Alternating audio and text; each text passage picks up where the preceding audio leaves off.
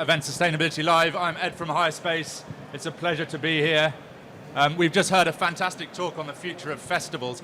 I believe this is being filmed. I imagine it's being recorded, and you will be able to watch sessions back. So if you did miss that first session on the future of festivals and some amazing milestones that they're working towards, you should be able to check that out later. But we have another brilliant talk for you now under this magnificent inflatable dome. A big thanks to our stage sponsors and indeed main event sponsors, Evolution Dome. They are right behind us here, so please do go and talk to them afterwards. But again, thank you very much to Evolution Dome as our sponsors. We do encourage questions from you guys at the audience, so there are a couple of ways that you can do that. Slido.com, you can download the app and go to slido.com. You can use that code ESL Main 2023, or you can scan that QR code. You'll be able to submit your questions. They will appear on the screen, and then our panel will field them towards the end of the session. So please do ask questions. Those of you that prefer to do it the old school way, we do have a right roaming mic, so stick your hand up and we will come to you with a microphone. So without further ado, I'm delighted to introduce our next session. This topic looks at how we can build on the momentum we already have around sustainability and make sure that the future keeps up. I'm delighted to introduce our moderator for the session. It's Andrew Harrison, Director at the Event Supplier and Services Association. Andrew. Thank you. Good morning, everybody. So I don't need to introduce myself, which is great, but what we do need to do is introduce the three other panelists who I'm glad to say are all members of ESSA, which is the trade body that I head up with my team. So at the far end, Andrew, if you could just quickly introduce yourself. Hi everybody, so I'm Andrew Hickinbotham. I'm Sales Director at Human Built. We have a stand in the show, so come and say hello. We're frontline infantry in the agency side of the industry, so my role is very much to talk to exhibitors about what they want and need and understand their challenges and obviously in this particular case sustainability motivations. Morning everybody, my name's David Humphreys, Green Circle Solutions. Originally, before the pandemic, I was Operations Director with GES on the corporate account side, operational responsibility for stand build, delivery. I worked a lot in the aerospace and defence sector, so I visited a lot of the international air shows, so my carbon footprint is horrendous. During the pandemic, I got qualified with IEMA, the Institute of Environmental Management and Assessment, and thought I could do something with this. So came out of the pandemic as Green Circle Solutions, offering consultancy and sustainability advice to businesses, and primarily still working within the events and exhibition sector. Morning everyone, I'm Dean Linehan from GES. I'm VP for Client Relations across EMEA. I head up the new business and commercial teams, so all the account management teams that are working with our organiser clients across UK, Europe and Middle East. Lovely stuff. Thank you, gents. Okay, so this session, sustainability has to be sustainable. That was a working title of something I wrote about earlier in the year.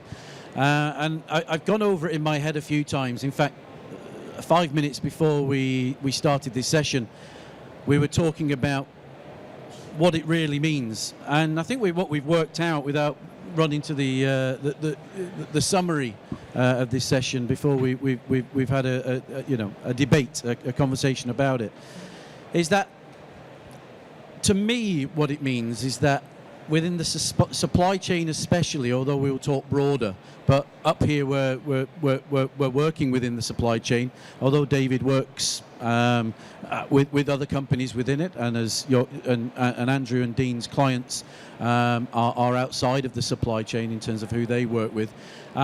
Within the trade body of ESSA, I represent suppliers and service providers, and the title really refers to whether or not within our industry we were looking at sustainability being a planned process. Are we planning enough? Are we being collaborative enough? Are we joined up enough in terms of how we're working towards all of our individual sustainable goals and those of the industry and those of the government? Is what we're doing, is it smart? You know, we all talk within our businesses about having smart objectives. is how we're working around sustainability. Specific, is it measurable, is it achievable, everything that makes up SMART objectives, which I'm sure we've all heard of before. Equally, a big part of sustainability, being sustainable, is the moral and ethical side of how the supply chain in our industry needs to move forward, and how in a collaborative way we need to have that moral and ethical thought process with regards to how we work in the future with our supply chains, and how we continue to engage with the supply chain within all industries, but today specifically about the events world. But equally, it was taking a view a few months ago about a more holistic view to sustainability, and how sometimes we can become focused too much in one area, with a negative impact on other work that maybe needs to be done within our industry.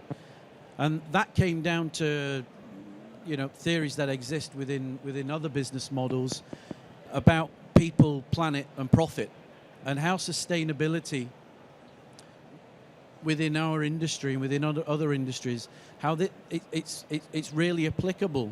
The social element of sustainability within our industry.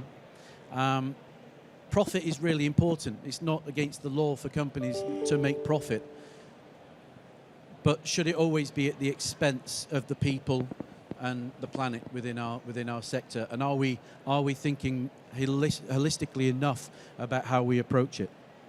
So that's kind of setting the scene as to where many months ago we started, you know, planning and discussing how we can take a more broader approach to how we look at sustainability in our industry.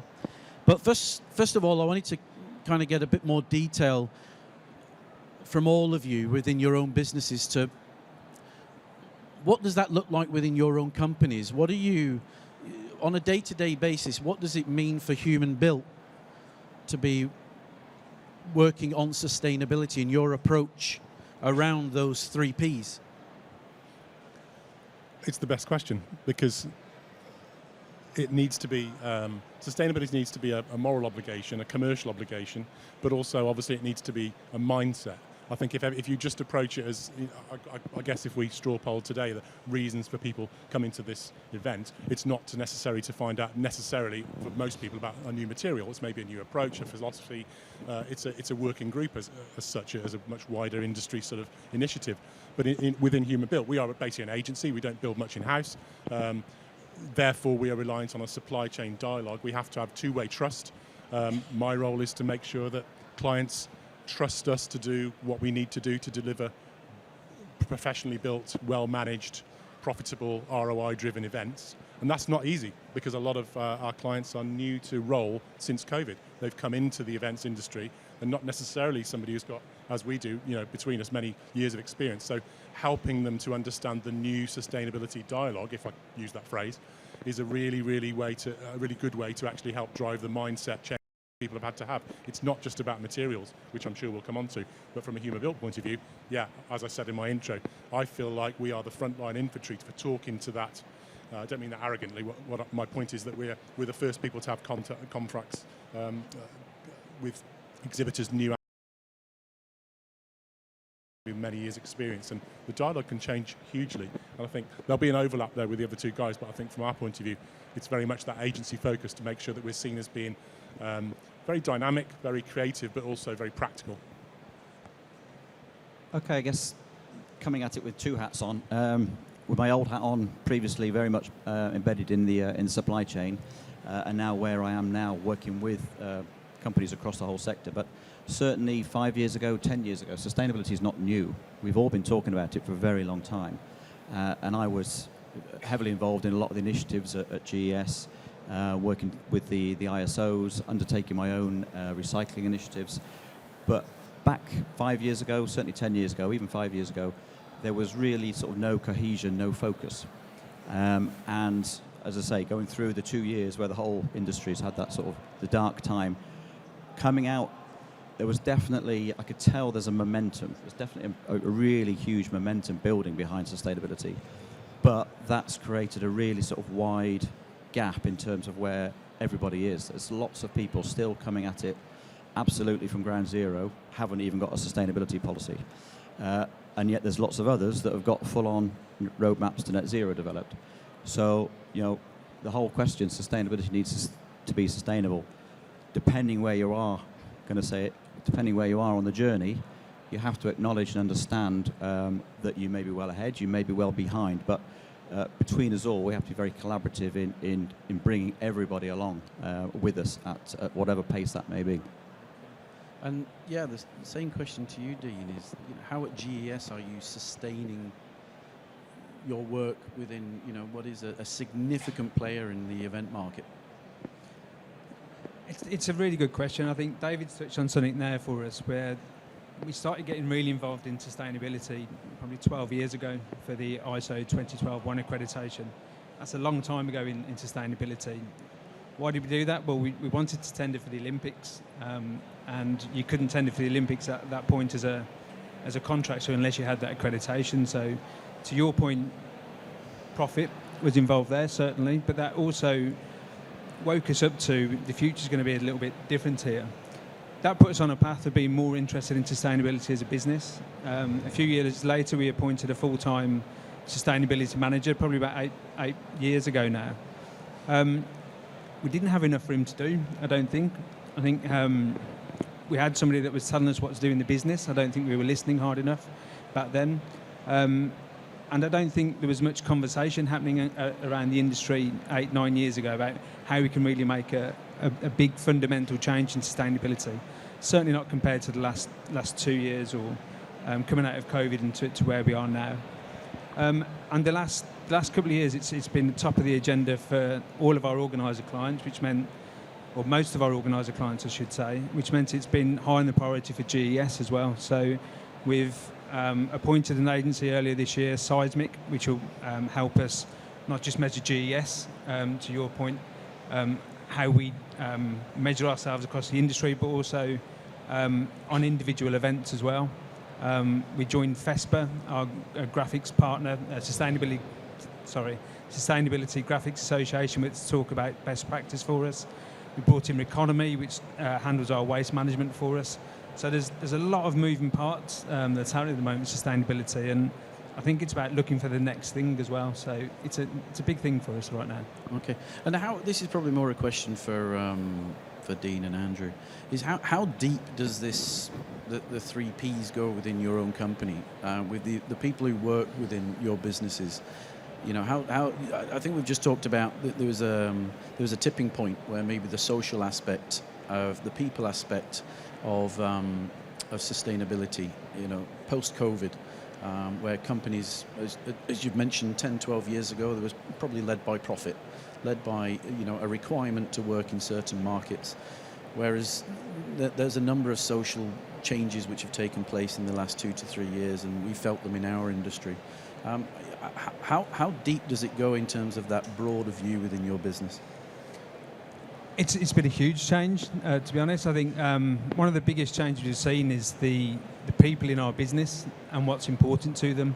The things that were important to my dad and my mentors, if you like, when I was a kid, are very different to our values now, and they're completely different to the values of the young people in the industry, which are the ones that we need to look at. Sustainability is a huge thing for them. It decides whether they want to work for a business or not.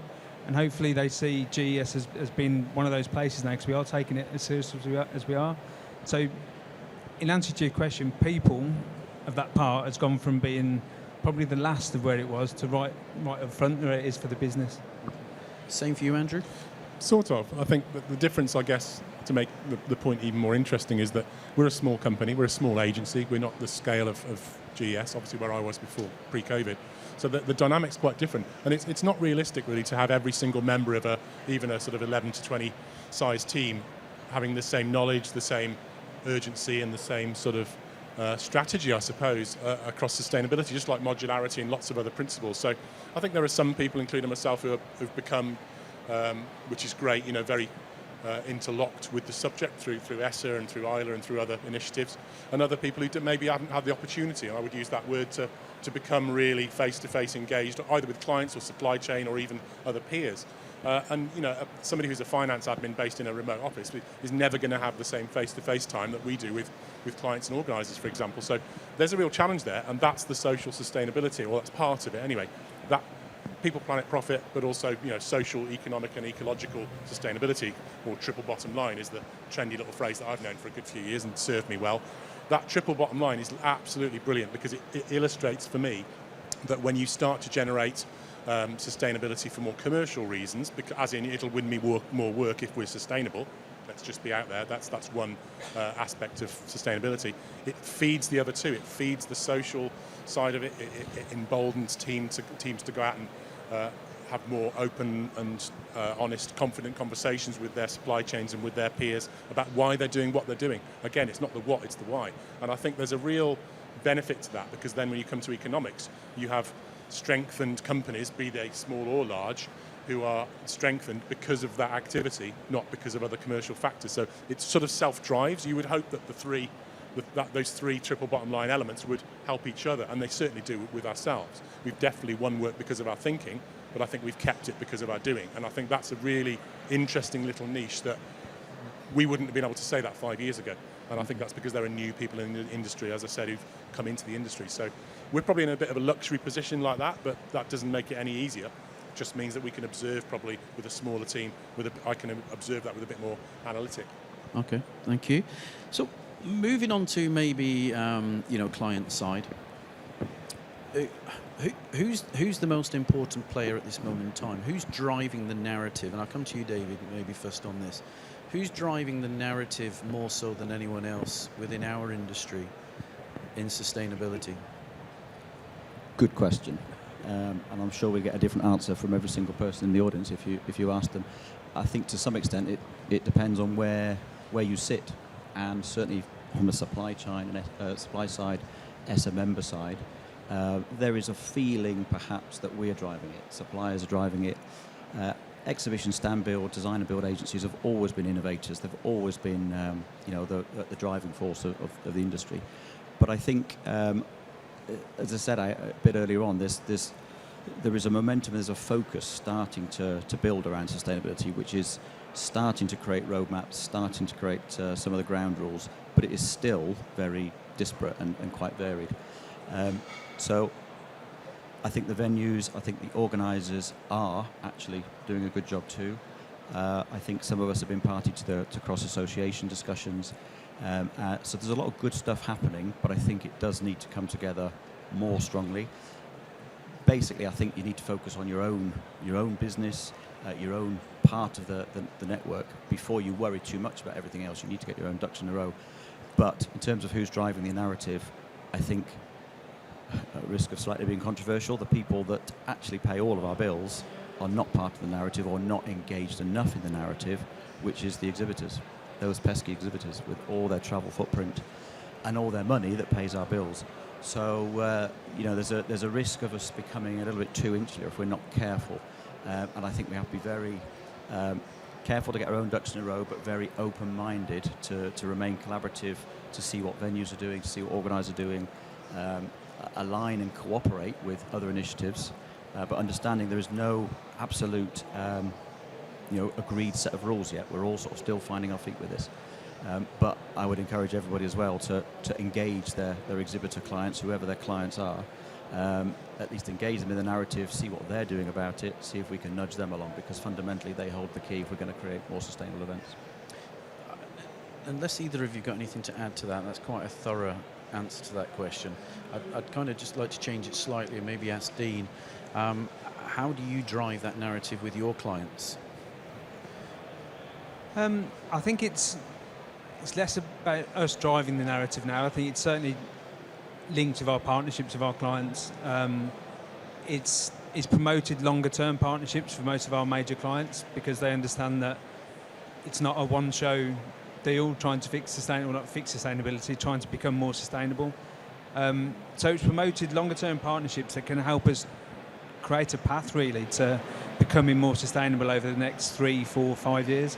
and that's what's been really important. In answer to your first question, Andrew, I don't think there is a specific leader at the moment. I think most of our larger client base, or most of our client base actually have changed their priorities and started focusing on sustainability much more in the last 18 months, certainly. Andrew? Yeah, I'd agree with that.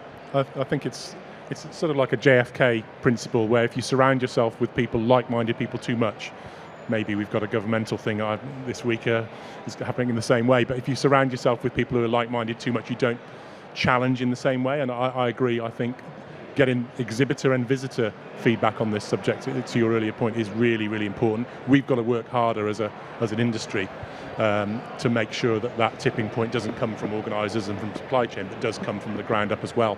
Preferably both, to be honest with you. Can't just shift it the other way and expect exhibitors to come up with answers. So I think that's absolutely key, is actually flipping that a little bit and using the next, let's say, 3 to 5 years as really getting exhibitors driving, I wouldn't say the narrative, but the decision making. And there's a lot of individual supply chain things we could talk about on that subject, but I think in principle, why would you not want to do that? Those that, like you say, like David said, they pay the bills, they come to the shows, they're the visitors, they're the exhibitors, so we should absolutely listen to what they want and need, because they're not always the same thing. Is there anything you've identified at Human Built that's helped with that? Is there anything, on a practical level? It tends to go down the materials route, people asking about what things are going to be built of, which then means there's a certain sort of semi-educational process of going back and saying, well, it's not always the same thing. It's not always about what something's made of. It's a design principle, it's not a build type. And I think that's really interesting because, again, I'm not sure 5-6 years ago that was part of the dialogue. So that's the only thing I could really pinpoint, really. It'd be lovely to come up with 3 or 4 soundbite examples, but I can't. I think that's the main thing. People do tend to ask the question about what you're going to build it out of. Yeah. But the more intelligent, if I dare I say it, brief writers that come to us with a brief, whether it's discussed or written or provided, tend to be aligned. How are we going to create carbon neutrality? How are we going to create reuse? How are we going to use those as mechanisms rather than just what we're measured at? And I think that's probably what I'm leading to really with that point about the next 3 years. And trying to sustain this conversation about sustainability with your clients, is price still a key driver with client base? To a degree, it'll always be there and it should be there because price becomes value, and value becomes the reason why you come back to a ROI, doesn't it? No one goes to an exhibition for many other reasons other than get some sort of return, whether it be brand value or well, there's a couple of others, but those are the main two. So yes, it is an issue. I don't think we win or lose a lot of work on price, if I'm being honest, from a commercial point of view. I think there are other emotional drivers come into it, the emotional sell and the creativity and the fact that we just really want it. Yep. And we've had this conversation before ourselves. So I think it's important, but it's not the biggest driver for us, being blunt. The client base is ready. It's ready. Oh, it's definitely ready. Ready and willing, and has been for a little while. I think we just ignored the question a little bit. David, I was going to come to you, but you wrote an article a couple of months back around sustainability. Does it need to cost more? And I suppose it was focusing in on clients' perception on the cost of sustainability being sustainable long term. I was worried you were going to throw me off my train of thought there, Andrew, but actually it's the same question. To Dean's point, you hit a real good nail on the head. Sustainability is going to be sustainable very much. It's about partnerships. And it is slightly utopian. I've been very fortunate in my world. Andy's just said as well that it's not necessarily driven by price. People that you want to work with understand value, and sustainability is part of the value proposition now. So wherever you sit in the supply chain, and every single one of us is a supplier, wherever you sit in the pyramid, but I would say we need to be quite bullish with our own clients upwards to develop partnerships, and that takes work. But also with our own suppliers, whether that's a material supplier or someone coming in to do your graphics or whatever. Try and develop partnerships. Don't just drive it on price. There's so much value to be had with a developed understanding of partnerships. Efficiency drives sustainability, and yes, it shouldn't all be about the price. So for people coming into it, it's a whole bigger discussion, but understanding the value of sustainability. We talked about the 3 Ps. It isn't just about financial profit. Things like natural capital, material capital, where you build other capitals in. It's not just about money, bottom line, which unfortunately we are still, at the moment, with our economy as well, it is still driven by. Okay.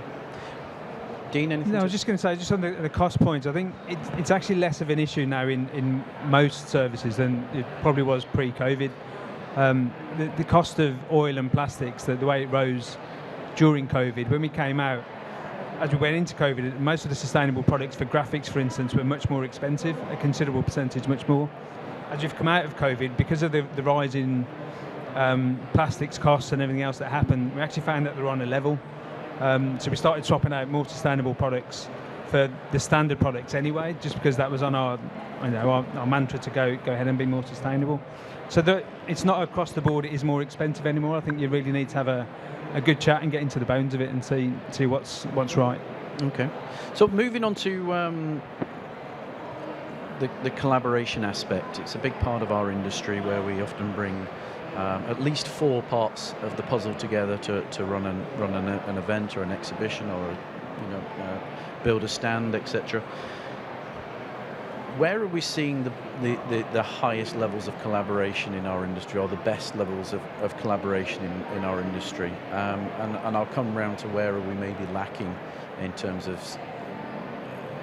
in where we could benefit from more.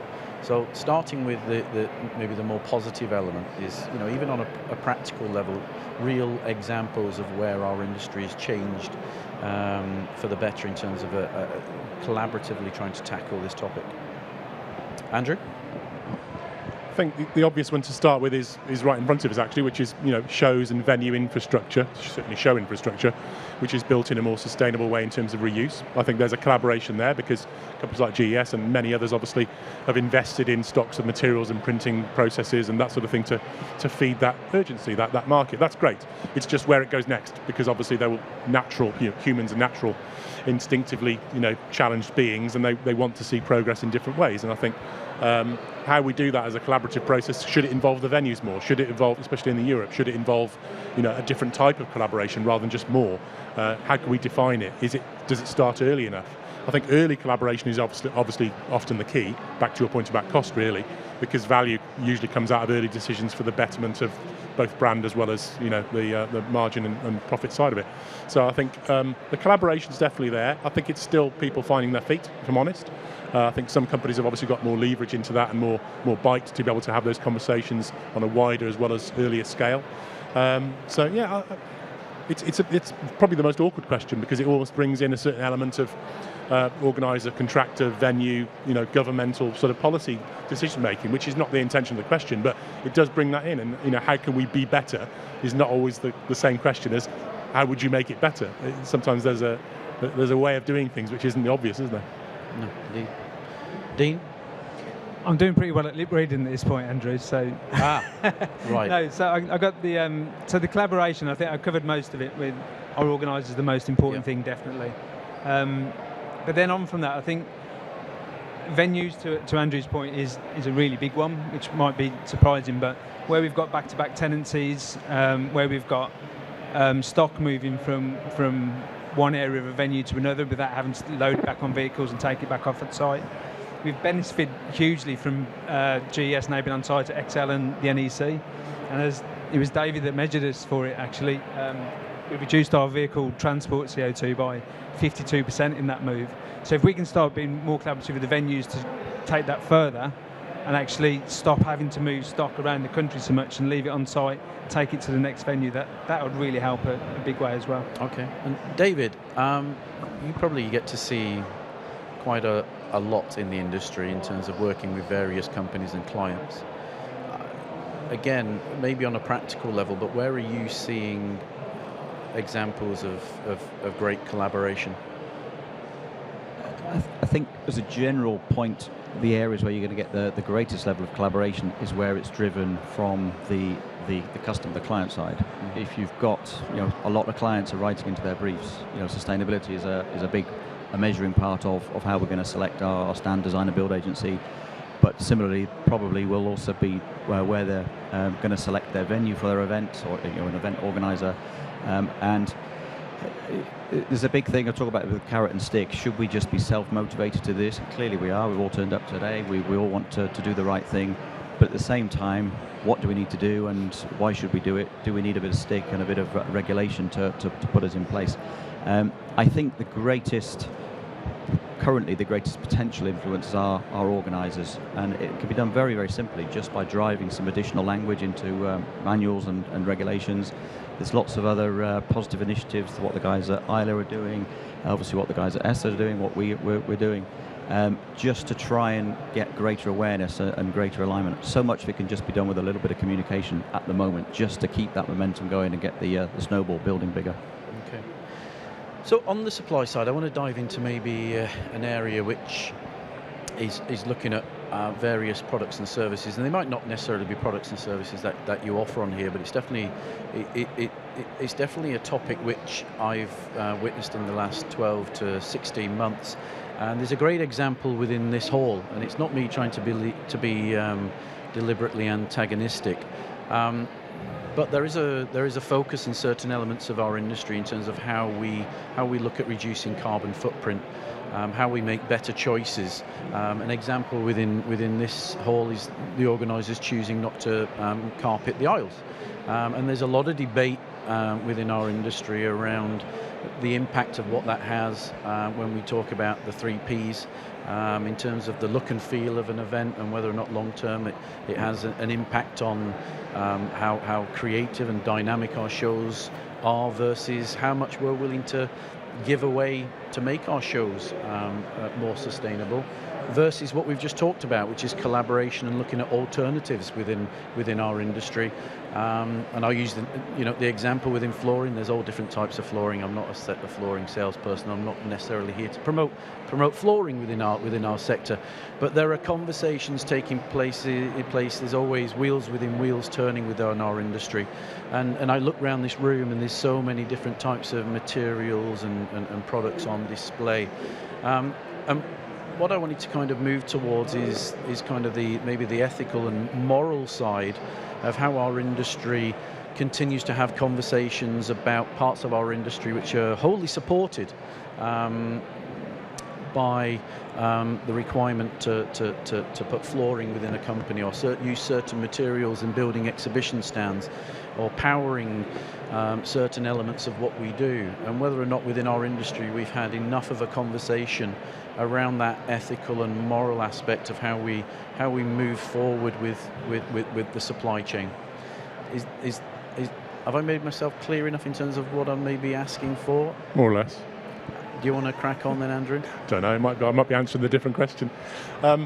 I think you're right, and flooring, it is a good example that we're here. We can look at an uncarpeted show. Some people love it, some people hate it. It's just the way things are. Again, that's the nature of being human. But there are other things I'm thinking about all the time. Maybe using light instead of carpet to change colours and actually have change on things. But again, light means power. Power means carbon. Where do you stop? So I think it's just good to have the thought process behind some of those slightly more interesting material selection. It's not all about B-matrix and reboard. It's not all about carpet and floor. It's the mix, isn't it? The right one for the event, right one for the tenancy time, right one for many metrics, which we're all part of every day. Most exhibitors don't know what's a tenancy time. It makes no difference to them. The only endpoint is a great show that an exhibitor can also get ROI out of, saying, my stand was carbon neutral. My contractor helped me do that. My organizer enabled my contractor to help me do that. That's the chain.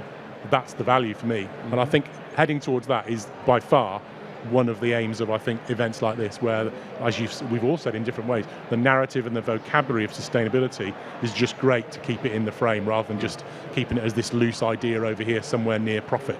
Yep. No. It's everything. It's just how we define it. Mm-hmm. David, does that help you with the... Has Andrew helped? I was hoping Andrew was going to consolidate the question for me. Clear up my question. Didn't. No, move on. Dean. Thanks, David. Over to you, Andrew. No, I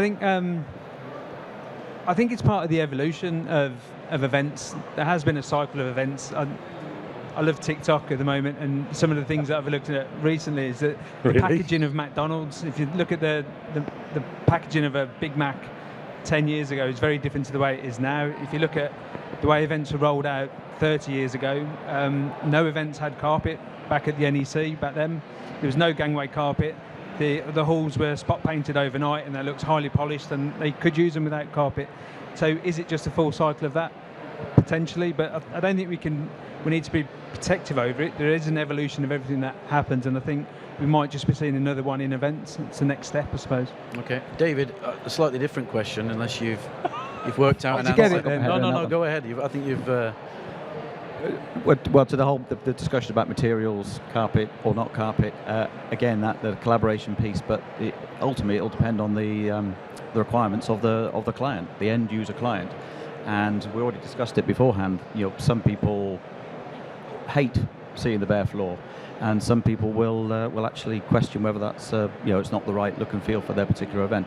So again, that narrative of us talking and being quite bullish and open to talk to our clients, to challenge them if they aren't coming to us with the right questions.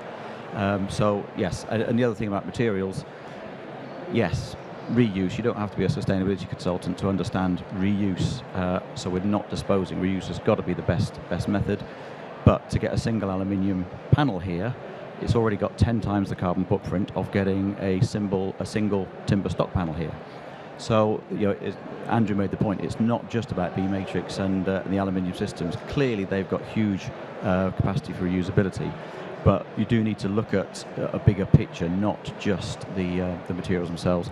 And that brings in logistics and transport. I've done several carbon calculations now on various stands, and one stand that would have got A star for reusability was actually down at the bottom of the pile in terms of its carbon footprint because of the logistics involved and where it had come from, being shipped from all over the world and bringing international crews in. So, yes, how long have we got? I'm not sure if that was the answer to the question. No, you did, and I'm going to stick with you, David.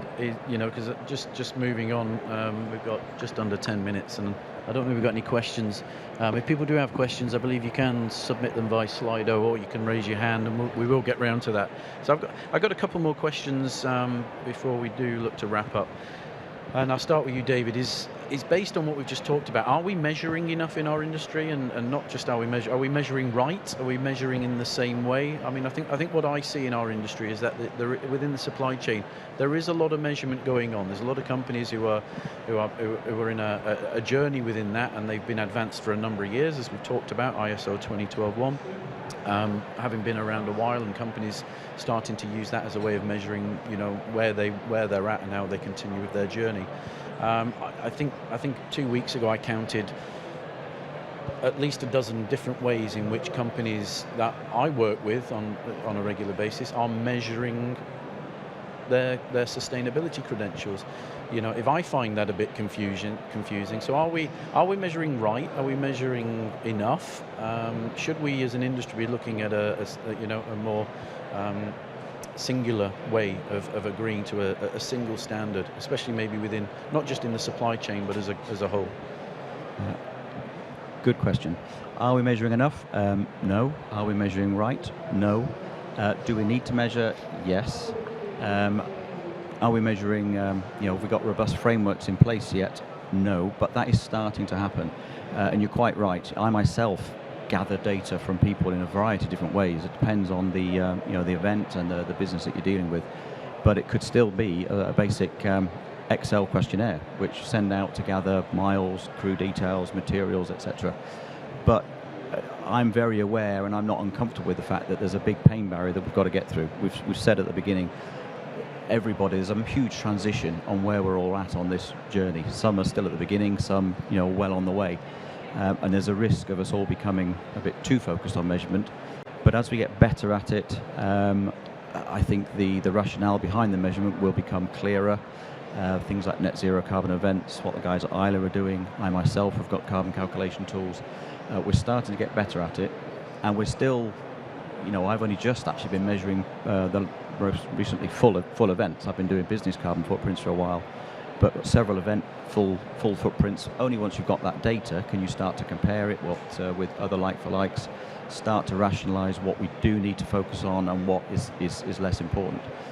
So measurement's going to go on for quite a long time, but unfortunately, especially those of us in the supply chain that are responding to a lot of these the data gathering questions, we will have to go through a bit of a pain barrier, but be open to it. Just once you've done one, you start to understand what someone's asking for, and you'll soon start to get a better feel for the kind of stuff you do need to start measure. And even as I work with people, it's incredible how little some businesses do measure, and I wonder how they stay in business. Basic things, from travel expenses to material procurement. So it's the root cause of good business management anyway, which then should feed some of the data management that we do need. So we do need to carry on doing it to set the baseline, to set a reduction targets. But I think it will take another year or 2 or 3 or 4 before we actually get some clear ground rules. Anything to add, Andrew or Dean? Just a short one this time for me. No, we're not measuring enough. I think I won't repeat everything David said. I'm not. I'm trying to measure event delivery in the best ways we can, but I'm also, I think my best chance of gaining some traction there is to help exhibitors write it into the brief, as I said up front, get the measurement as part of the brief, the post-show feedback, both in terms of profit and ROI, as well as actually, let's call it the more moral aspects of that.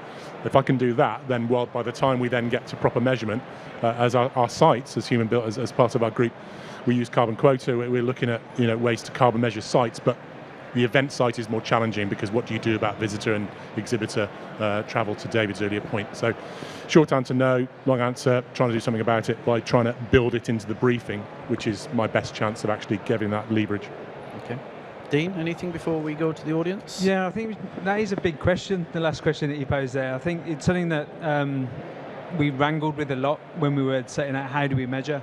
There are so many different elements, aren't there? And if everyone's doing a different thing, we're going to end up in a place where it becomes very confusing. I don't see that as being too far off. We went for the B Corp framework to measure ourselves against because it's widely recognised now and you can almost pin your results to it. I think there does need to be an industry level or an industry standard, and that needs to be led by the associations. Andy, that was a good roundup, wasn't it?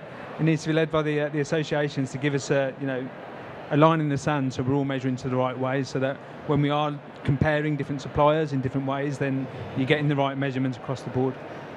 Okay, so just on that point, ESSA does have an accreditation in sustainability to provide a benchmark, but that's the only sales pitch. Let's talk about that. Yeah. So are there any questions, hands up in the audience? I think the top one is from a previous session. Yeah. I'm not sure. The panel members, I've just seen that one. Absolutely, I completely agree. To whether or not we could have had more women on this session, we could. I have no excuse over that one. With materials in mind, were the seat covers for this session necessary? I don't know. That's something maybe we need to point towards the organiser. If there's an organiser in the room, maybe they can answer that question. Kane, I just saw your hand go up. Can we get a microphone to Kane?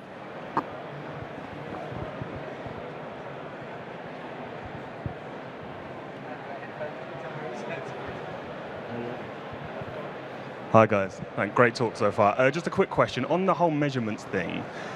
Is the misconception that people think they need to be sustainable overnight? Is it a case of like, are you sustainable or not, when actually we should be congratulating people for maybe making a 10% per year increase of sustainability? Or, is there the misconception that, well, I can't afford to be 100% sustainable, but should I be shouting that I'm 20% up from last year?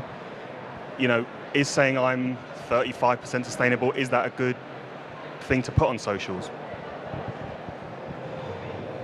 Good point about overnight, and clearly anyone that's made a sensible start on any kind of sustainability initiatives realise we're not going to fix this overnight. Having said that, when we say about overnight in terms of the time capsule of the Earth's time, 2030, 50% reductions, 90% reductions if we're going to get to net zero by mid-century, 2050. That really is the blink of an eye. But we just talked about data gathering, etc. We're still very much at the beginning, but if you're going to make any reductions, you have to have measured and got yourself right. So no, don't beat yourself up about not doing it overnight. And yes, 5%, 2%, 1% reductions is a start. We just need to start seeing that trend downwards. I think I've just had a sign that we've got to wrap this up, unfortunately, but just to pick up on that, Kane, I think it is really important that we put that marker in the sand. You know, the accreditation, not just, you know, there's lots of other accreditations out there, but talking about, you know, ESSAs, it's a stage process of achieving 0 to 5 on a sliding scale, and there are many members within ESSA who are afraid of jumping on that and scoring a 2. But to me, I think that's amazing, and I take my hat off to any member who starts our sustainability accreditation process. It's building blocks, but there is a reticence from some members who want to jump straight in there and be graded 5, and if they can't be graded 5, then they're uncertain as to what advertising the fact they scored a 2 means. And I think it's, again, within our industry, getting our heads around what success looks like within this journey of sustainability. And to me, a company who scored a 2 or a 3 in our accreditation has done a huge amount, but there are concerns that what that might look like. But against those who are ungraded, it's superb. So I think there is a bit of a mind block in terms of what we should be reporting below perfection, if that even exists, which we all agree it doesn't. One little thing I would add to that, Andy, is that one thing I will certainly be doing, if you follow Human Built or myself, you'll see that when we post about a success, a win, because we're very proud when we win a job, big, small, medium, you will see from now on, it's already sort of started, that I will be trying to put in that contact why we won it. Sometimes it's ESSA membership. Sometimes it's sustainability being driven into the brief. We were measured on that. There's nothing wrong about, basically shouting about the reasons for win. We capture that information when we, on Salesforce, HubSpot, whatever it happens to be, don't we, in terms of reasons for win and loss. But if we don't use that as a lever, the exhibiting market has got no idea that it's a proper lever to success. That, for me, is one way that we can actually take it upon ourselves to push that out there and spread that message a different way. Okay. I end. Anybody want one more final word, or shall I wrap this up? We're good. Thank you, everybody, for attending. It's really appreciated. And thank you to the panel. It's been really interesting, and that was far less painful than I thought it could have been. Thank you.